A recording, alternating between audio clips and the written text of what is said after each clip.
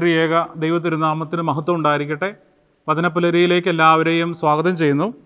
1 കൊരിന്ത്യർ 6 അധ്യായം അതിൻ്റെ 15 വാക്യം. നിങ്ങളുടെ ശരീരങ്ങൾ ക്രിസ്തുവിൻ്റെ അവയവങ്ങളാണെന്ന് നിങ്ങൾക്ക് അറിഞ്ഞുകൂടെ? സ്നേഹമുള്ളവരെ, ദൈവം വസിക്കുന്ന ആലയമാണല്ലോ ദേവാലയം. നമുക്കെല്ലാം ദേവാലയമുണ്ട്. നമ്മളെല്ലാം ദേവാലയത്തിൽ എല്ലാ ഞായറാഴ്ചയും വിശുദ്ധ കുർബാനയിൽ സംബന്ധിക്കുന്നവരാണ്. എത്രമാത്രം വിശുദ്ധിയോടെയാണ് നമ്മൾ ഓരോ ആഴ്ചയും ദേവാലയത്തിലേക്ക് കടന്നു ചെല്ലുന്നത്. പലപ്പോഴും ദൈവം വസിക്കുന്നതായ അതിവിശുദ്ധ സ്ഥലത്ത് നമ്മളാരും പ്രവേശിക്കുക കൂടെയില്ല. കാരണം അത് അത്രമാത്രം വിശുദ്ധമാണ്. അപ്പോൾ ആയതുകൊണ്ട് നമുക്ക് അവിടെ പ്രവേശിക്കാൻ പോലും നമുക്ക് സാധിക്കത്തില്ല. അവിടെ ദൈവം വസിക്കുന്നുണ്ട്. അങ്ങനെയാണെങ്കിൽ വചനം നമ്മളോട് പറയുകയാണ്, നമ്മുടെ ശരീരം ദൈവം വസിക്കുന്ന ആലയമാണ്.